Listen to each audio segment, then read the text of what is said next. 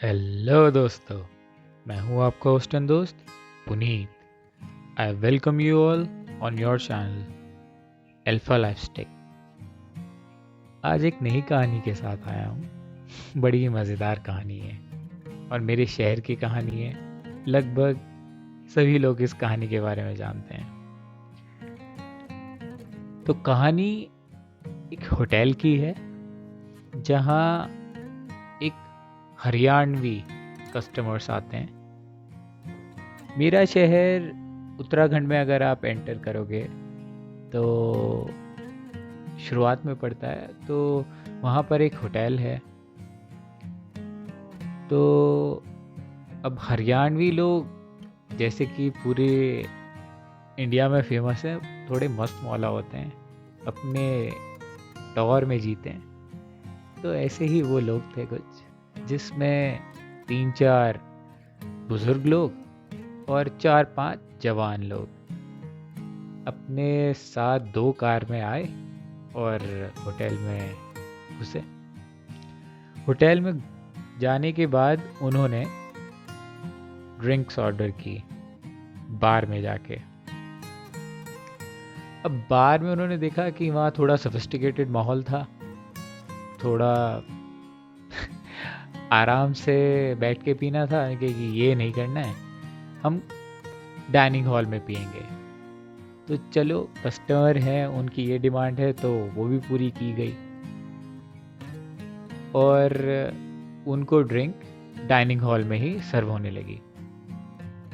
अब ड्रिंक में उन्होंने एक गलती कर दी। जो होटल का स्टाफ था, उन्होंने उन्हें कुछ ड्रिंक्स के साथ खाने के लिए नहीं दिया। तो पहले तो इस बात पे नाराज़ हो गए, और नाराज़ हो गए तो इस वजह से उन्हें दिया गया वो सारी चीज़ें। पर स्टाफ को ना थोड़ा अजीब लगने लगा, यार क्या बेकार लोग हैं कि। और ऊपर से एक और मज़ेदार चीज़ थी जो मैं बताना भूल गया, कि उस दिन मैनेजर कहीं काम से गए हुए थे होटल के। तो अच्छी तरह एंजॉय किया। सब सोच रहे थे होटल का स्टाफ कि ये जाएं लोग, बहुत शोर कर रहे थे, सारी चीज़ें हो रही थी, गालियां दे रहे थे, पर बहुत मस्ती कर रहे थे। तो अब बात आती है बिल की। जब उन्हें बिल सर्व हुआ तो वो बिल देखने लगे। बिल में उन्होंने देखा कि अरे, कि और होटल में तो हमने आज पहली बार पी है क्या, और होटल में तो जो ये चने का जो सैलेड होता है ये फ्री में मिलता है शराब के साथ, तुमने तो ऐसा कुछ दिया नहीं। तो स्टाफ मेंबर्स ने बोला कि सर वो हमारे बार में मिलता है, यहाँ आपने डाइनिंग एरिया में ये मंगाया है तो इसका चार्ज लगा है। तो वो अड़ गए इस चीज़ के ऊपर कि 180 रुपये आपने ये गलत लगाए हैं। बहुत इंटेंस माहौल हो गया कि ये क्या हो रहा है, कि क्यों मैं हम नहीं देंगे। और उन्हें शायद ये भी उन्हें दिक्कत लगी होगी कि जितना वो सोच के आए थे उससे कहीं ज़्यादा बिल बैठ गया था उनका। तो वो गुस्सा स्टाफ के ऊपर निकालने लगे कि वो एक ही बात थी उनके पास जिसके ऊपर वो उनके ऊपर चढ़ सकते थे, और वो उसी को पकड़ के बैठे हुए थे कि आपने ये कैसा होटल है, ड्रिंक के साथ आपने कुछ खाने के लिए नहीं दिया, फिर बाद में उसका चार्ज लगा दिया, इतनी महंगी महंगी चीज़ें लगाई हैं, ये वो बात बहुत बढ़ने लगी कि तुम निकाल लो, हमसे निकाल के देखो एक भी रुपया, देंगे हम तुम्हें। ला भाई, गाड़ी से बंदूक निकाल के ला, यहीं बैठा हूँ मैं। तो जो बड़े बुजुर्ग थे वो भी एकदम गर्म थे, लाठी लेके बैठ गए सारे वहीं तन के। अब इतने में एक स्टाफ मेंबर ने होशियारी की और मैनेजर को बुलाया, कॉल करा कि सर ऐसी प्रॉब्लम हो गई है, आप सारे काम छोड़ के यहाँ आइए और पूरा जो होटल का एम्बियंस है वो सारा बर्बाद कर दिया है, गाली गलौज चल रही है, अच्छा थप्पड़ भी मार दिया है हमारे स्टाफ मेंबर को बहुत ही, और बोल रहे हैं एक भी रुपया नहीं देंगे, और सर ये प्लीज़ आके हैंडल कीजिए। तो वहाँ मैनेजर साहब आते हैं।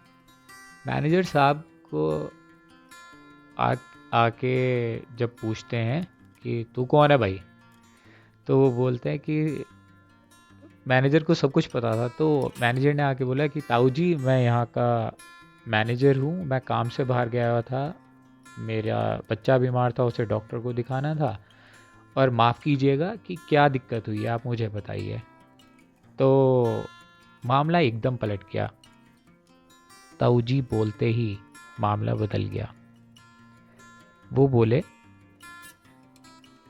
कि भाई तू थोड़ा होशियार सा लगे, तू आके बैठ। उन्होंने उससे पूछा कि मैनेजर साहब ने कि क्या हुआ, ठीक है, कि ऐसे ऐसे हुआ है, ये इन्होंने ऐसे चार्ज लगा दिया। तो उन्होंने बोला कि लाइए आप बिल दीजिए, मैं काट देता हूँ इसे, और आपको ये बिल में से आप ये निकाल दें और आप बाकी पे कर दीजिए।